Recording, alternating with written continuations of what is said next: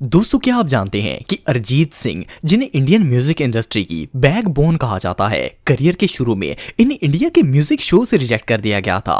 और क्या आपको पता है कि इंडिया के सबसे बड़े रैपर्स में से एक एमी वे बंटाई को इंडिया गॉट टैलेंट से निकाल दिया गया था। प्लस किस तरह नेहा कक्कर को इंडियन आइडल ने रिजेक्ट कर दिया था।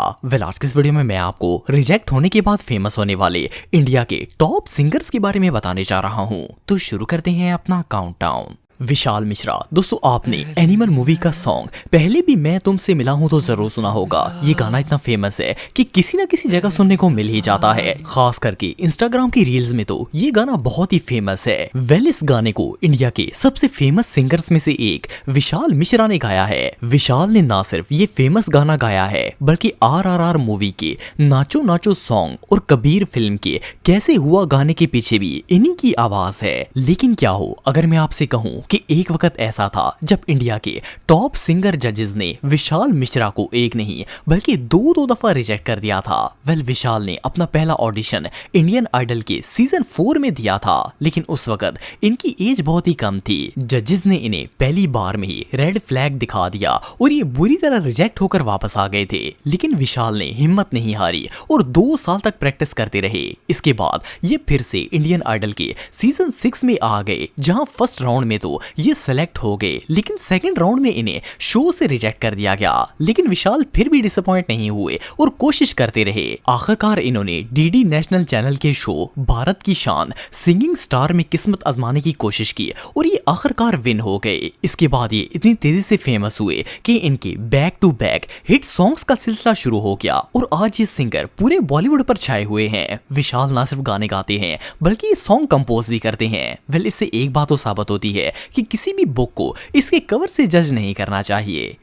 एमी वे बंटाई। दोस्तों, अगर आपको रैप सॉन्ग सुनने का शौक है तो आपने इंडिया के फेमस रैप स्टार एमी वे बंटाई का नाम जरूर सुना होगा। ये एक इंडिविजुअल सिंगर हैं जिन्होंने अपने गानों से इतना फेम हासिल किया कि इनके एक एक सॉन्ग पर 500 से 600 मिलियन व्यूज आते हैं। एमी वे का असल नाम शाहरुख है और इन्होंने रैप सिंगिंग का आगाज 2014 में किया था। लेकिन आपको जानकर हैरानगी होगी कि इंडिया के सबसे फेमस रैप स्टार्स में से एक एमी वे बंटाई हमेशा से ऐसे नहीं थे। आप बिलीव नहीं करेंगे कि अपने करियर की शुरुआत में जब इन्होंने पहली दफा इंडियाज गॉट टैलेंट में पार्टिसिपेट करके अपना गाना सुनाने की कोशिश की तो उस वक्त इन्हें रिजेक्ट कर दिया गया था। जजेस ने इन्हें कहा कि इनकी आवाज में कोई अट्रैक्शन नहीं है और इनके गाने में 100 नक्स निकालकर इन्हें शो से बाहर कर दिया था। है क्या तुम्हारे इस पर्सनालिटी के साथ पॉसिबल नहीं है? बहुत सारे लाइन लगते होगे और बनता है क्या बोलते हो? ऐसा कुछ नहीं सर। लेकिन एमी में हार नहीं मानी क्योंकि इन्हें खुद पर भरोसा था। इन्होंने खुद का YouTube चैनल लॉन्च किया और मार्च 2014 में इस चैनल पर अपना पहला सॉन्ग रिलीज किया।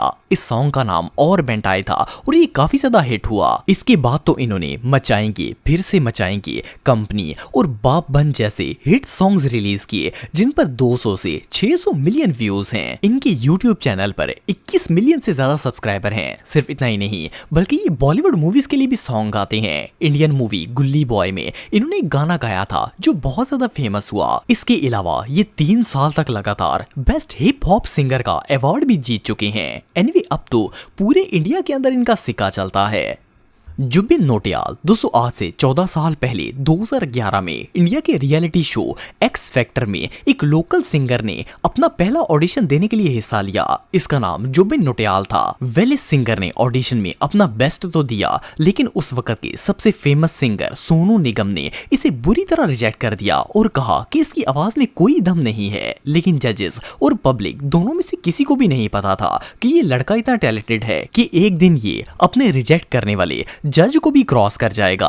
जुबिन नौटियाल एक ऐसी पर्सनैलिटी हैं जिन्होंने अपने पैशन और सिंगिंग से पूरी म्यूजिक इंडस्ट्री में एक मिसाल कायम की है। इनकी आवाज तो कमाल की है ही, लेकिन इन्होंने बॉलीवुड फिल्म इंडस्ट्री को जो गाने दिए हैं इनका मुकाबला शायद कोई और सिंगर नहीं कर पाएगा। जुबिन नौटियाल के लुट गए सॉन्ग, दिल गलती कर बैठा है और तुम ही आना जैसे सॉन्ग्स पर तो 1 बिलियन से भी ज्यादा व्यूज हैं। सिर्फ इतना ही नहीं बल्कि इनके नॉर्मल सॉन्ग्स भी 300 से 400 मिलियन यूज करते हैं। टी सीरीज चैनल पर तो जुबिन के गानों का मुकाबला और कोई सिंगर नहीं कर सकता। इवन बॉलीवुड की कई मूवीज में तो इनके गानों ने ही जान डाली है, जिनमें बजरंगी भाईजान का सॉन्ग कुछ तो बता जिंदगी, मेरी जिंदगी है तू और इसके अलावा तुझे कितना चाहने लगे सॉन्ग शामिल हैं। एनीवे जो भी हो, आज तो इनके गाने और वॉइस को सुनकर कोई इमेजिन भी नहीं कर सकता कि किसी दौर में इस बंदे को भी इसकी आवाज की वजह से रिजेक्ट कर दिया गया था। अरिजीत सिंह। दोस्तों, जब इंडिया की म्यूजिक इंडस्ट्री की बात की जाए तो इंडिया समेत इसके इर्द गिर्द जैसे कि पाकिस्तान, बांग्लादेश, नेपाल और इस जैसी कंट्रीज इस बात को एक्सेप्ट करते हैं कि इंडियन म्यूजिक इंडस्ट्री पर अरिजीत सिंह का ही राज चल रहा है, क्योंकि अरिजीत सिंह की आवाज इतनी पुरकशिश है कि ये चाहे कोई भी गाना गा लें, इसमें खुद ब खुद जान आ जाती है और वो सॉन्ग हिट हो जाता है। लेकिन आपको जान के हैरानगी होगी कि इंडिया के सबसे फेमस सिंगर और करोड़ों दिलों पर राज करने वाले अरिजीत सिंह हमेशा से ऐसे नहीं थे। बल्कि आप बिलीव नहीं करेंगे कि 2005 में जब अरिजीत ने फेम ग्राकुल टॉप 6 के सिंगिंग कंपटीशन में हिस्सा लिया तो इन्हें ना सिर्फ जजेस ने नापसंद करके रिजेक्ट कर दिया, बल्कि ऑडियंस ने भी इन्हें इतने कम वोट दिए कि इन्हें शो से आउट होना पड़ा। लेकिन अरिजीत को खुद पर पूरा भरोसा था और वो जानते थे कि एक ना एक दिन इनका वक्त जरूर आएगा। 2013 में इनका गाना तुम ही हो, जो कि आशिकी 2 के लिए गाया गया था, वो इतना ज्यादा हिट हुआ कि वो म्यूजिक इंडस्ट्री पर छा गया। इस गाने के बाद तो इंडियन म्यूजिक इंडस्ट्री में अरिजीत का ही दौर शुरू हो गया था। 2013 से लेकर अब 2025 तक बॉलीवुड में कोई ऐसा सिंगर नहीं है जो कि इनका मुकाबला कर सके। इनके फेमस गानों की लिस्ट इतनी लंबी है कि इसे गिन पाना भी मुश्किल है। अब तक इन्हें दर्जनों अवार्ड्स मिल चुके हैं और यहाँ तक कि 2020 में स्पॉटिफाई ने इन्हें मोस्ट स्ट्रीम्ड इंडियन आर्टिस्ट का टाइटल दिया था। ये बंदा वाकई में प्रो है।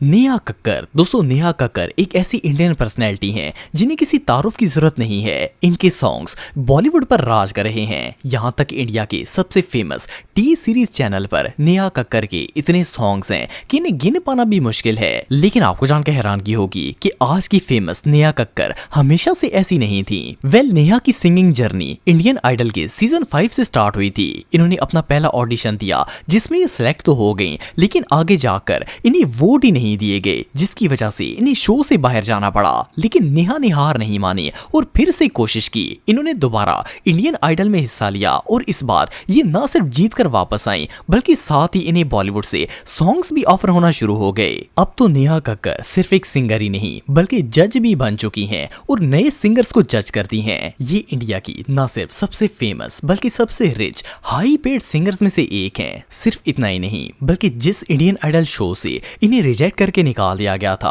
अब ये इसमें जज भी हैं और सिंगर्स को सेलेक्ट करती हैं। ये सच में कमाल है। तो दोस्तों, आज के लिए बस इतना ही। उम्मीद आपको वीडियो पसंद आई होगी। अगर आप मुझे इंस्टाग्राम पे फॉलो करना चाहते हैं तो दी हैदर टीवी पे आप मुझे फॉलो कर सकते हैं। मिलता हूं आपसे नेक्स्ट वीडियो में, तब तक के लिए अल्लाह हाफिज।